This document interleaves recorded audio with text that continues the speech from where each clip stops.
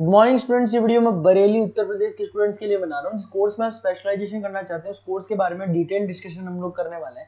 About the top companies, top salaries क्या क्या हो सकती है उसके बारे में डिस्कस करने वाले हैं। हम डिस्कस करने वाले हैं about the top best colleges कौन सी हो सकती है आपके बारे में। तो हम डिस्कस करने वाले हैं अबाउट दी मोर एजुकेशन। हमारे क्लासेस चलती है मोर एजुकेशन के नाम से, उसके बारे में भी हम लोग डिस्कस करने वाले हैं। तो चैनल को सब्सक्राइब कीजिए, वीडियो को लाइक कीजिए। बाकी की इन्फॉर्मेशन हमारे सर आपको देंगे। Thank you. ये वीडियो मैं उन स्टूडेंट्स के लिए बना रहा हूँ those who are planning for MBA का प्लान कर रहे हैं, टॉप 20 स्कूल से प्लान कर रहे हैं। उसके लिए एक एग्जाम लगता है कॉमन एडमिशन टेस्ट। इसके ऊपर बहुत डिटेल में डिस्कस करेंगे। आईएम्स तक कैसे पहुंचना है उसको अपन डिस्कस करेंगे।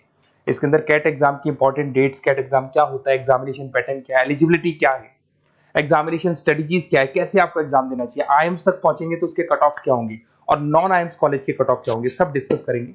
न्यूज़पेपर में आया था 42% कम 2027 तक मशीनें करेंगी।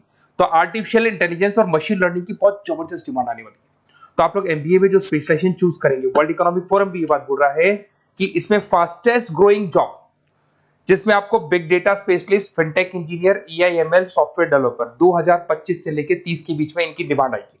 तो आप एमबीए में जो स्पेशलाइजेशन चूज करें उसमें ये वाले स्पेशलाइजेशन रखना, फिनटेक वाला, बिग डेटा वाला, इसकी जबरदस्त डिमांड आने वाली है। बहुत सारी जॉब्स है जो जाने वाली है, जैसे 2025 से 30 के बीच में आपका पोस्ट ऑफिस क्लर्क है, बैंक टेलर है, data entry, cashier, ticket checker. अगर आप कैशियर की बात करें, जरूरत ही नहीं है बैंक में। आप विड्रॉल भी मशीन से कर रहे हो, डिपॉजिट भी मशीन में करवा रहे हो, पासबुक अपडेट मशीन से हो रही है, तो यहाँ पे मशीनें काम कर रही है। तो बहुत सारी जॉब्स आने वाली है और जाने वाली है। तो आप स्पेशलाइजेशन वो चूज करना जिसकी मार्केट में जबरदस्त डिमांड है। बेसिकली मेरा क्लासेस चलता है, मैं एमबीए को पढ़ा रहा हूँ 2006 से। 17-18 साल का एक्सपीरियंस है, बहुत सारे बच्चे निकाल चुका हूँ मेरे पास। अब देखो आपको क्लासेस दिखाई दे रही होंगी। उसके अलावा सबसे इंपॉर्टेंट चीज IIM अहमदाबाद। मैं हर साल बच्चों को IIM अहमदाबाद लेके जाता हूँ। 50-60 स्टूडेंट्स जाते हैं, साथ में मेरे लेक्चर्स भी होते हैं वहाँ पे। तो आप लोग IIM Ahmedabad is a dream college of MBA. अगर मैं एमबीए की बात करूँ तो एमबीए का जो ड्रीम कॉलेज है वो IIM अहमदाबाद है।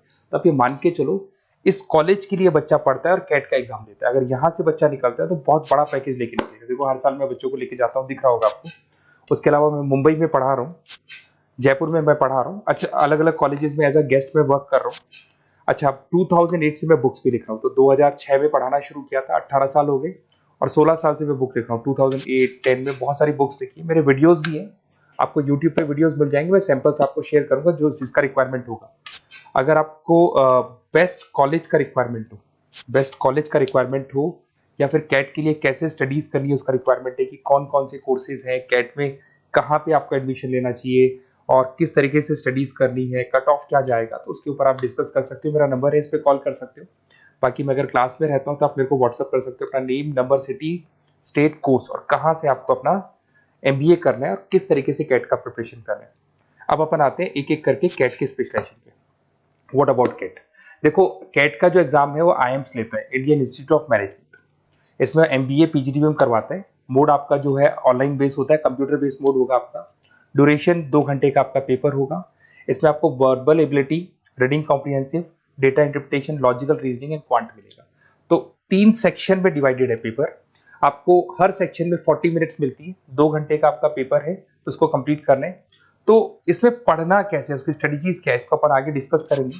देखो आपको इंपॉर्टेंट डेट्स दिखाई देंगी। नोटिफिकेशन इसका जुलाई 25 तक आ जाता है। उसका रजिस्ट्रेशन अगस्त में स्टार्ट होते हैं, सितंबर में आपका लास्ट डेट है, एडमिट कार्ड अक्टूबर में आता है, नवंबर में लास्ट संडे, जो लास्ट संडे होता है नवंबर का, उस दिन एग्जाम लगता है इसका और जनवरी तक रिजल्ट आ जाता है। अब देखो इसमें बहुत सारी चीजें जो अपन डिस्कस करेंगे। टोटल इसमें 66 मार्क्स का पेपर होता है, वेरी भी करता है थोड़ा बहुत। 40 मिनट्स पर सेक्शन को मिलता है। इसके अंदर आपका इंग्लिश है, रीजनिंग है, क्वांट है, इनके लिए अलग अलग टाइम मिलता है। 1/3 इसमें नेगेटिव मार्किंग रहती है। मतलब अगर आपने कोई किसी ऑप्शन बेस्ड क्वेश्चन को तुक्का मारने की कोशिश की तो 1/3 कट जाएगा। एमसीक्यूज में नेगेटिव होता है और बाकी जो सेक्शनल कट ऑफ जरूरी है इसके अंदर। मतलब ऐसा नहीं है कि आपका इंग्लिश में स्कोर आ गया, मैथ्स में नहीं आया, डीआई में नहीं आया तो सिलेक्शन नहीं होगा। इंडिविजुअल आपका इंग्लिश में भी आना चाहिए, मैथ्स में भी आना चाहिए, डेटा इंटरप्रिटेशन में, तीनों में आना चाहिए आपका। और एमसीक्यूज में जो नेगेटिव मार्किंग है एमसीक्यूज के लिए होगा, नॉन एमसीक्यूज के लिए नेगेटिव मार्किंग नहीं होता है। उसके अलावा अगर मैं एलिजिबिलिटी की बात करूं तो जनरल का अगर स्टूडेंट है तो 50% मार्क्स चाहिए। अगर आपका 50% से कम है, you are not eligible to give the CAT examination. अगर एससी, ओबीसी, रिजर्व कैटेगरी से है तो 45% आपको चाहिए। देखिए, और एज लिमिट नहीं है, कोई भी बच्चा एग्जाम दे सकता है। फाइनल ईयर का स्टूडेंट दे सकता है, फाइनल ईयर होने के बाद भी वो एग्जाम दे सकता है। अगर मैं स्ट्रेटजीज की बात करूं, देखो बार बार मैं एक चीज बता रहा हूं, जब भी आप पेपर को अटेम्प्ट करते हैं इसमें टाइम कम होता है, क्वेश्चन ज्यादा होते हैं। तो यहां पर आपको रिजेक्शन आना चाहिए, सिलेक्शन नहीं करना है, रिजेक्शन करना है। बहुत सारे ऐसे क्वेश्चन होते हैं बहुत ईजी है, उसमें 4 से 5 मिनट खराब हो गए और आपने उसका राइट आंसर निकाल दिया। अरे भाई वो 5 मिनट में 5 क्वेश्चंस करने थे आपको, उस क्वेश्चन में फंस के आपने 5 मिनट खराब कर दिए। तो जो क्वेश्चन इजी और आपको लग रहा है सॉल्व हो जाएगा बट टाइम लेगा, आप उसको छोड़ दो, रिजेक्ट कर दो। वो क्वेश्चंस करने हैं जिसमें टाइम कंज्यूमिंग कम होता है। आप अगर टाइम को एकदम से वेस्ट कर देंगे ना तो बाद में रियलाइज होगा टाइम चला गया, क्योंकि मैनेजमेंट एप्टीट्यूड टेस्ट है, जैसे गवर्नमेंट एग्जाम के टेस्ट होते हैं, तो यहां पर क्या टाइम सबसे बड़ा इंपॉर्टेंट फैक्टर होता है आपका। तो बेसिकली एक्यूरेसी होना चाहिए, स्पीड होना चाहिए और आपका टाइम बैलेंस होना चाहिए, और साथ के साथ कौन सा क्वेश्चन छोड़ना है और कौन सा करना है। बहुत सारे क्वेश्चन होते हैं जिसमें लालच देता है करो करो करो, बाद में पता लगता है फंस गया उस क्वेश्चन के अंदर और फंसने का टाइम चला गया, तो टाइम नहीं जाना है इसके अंदर। उसके अलावा देखो, अगर मैं आईएम्स की बात करता हूँ, आईएम्स में 99 percentile, IIM Ahmedabad is 99 percentile आपको चाहिए।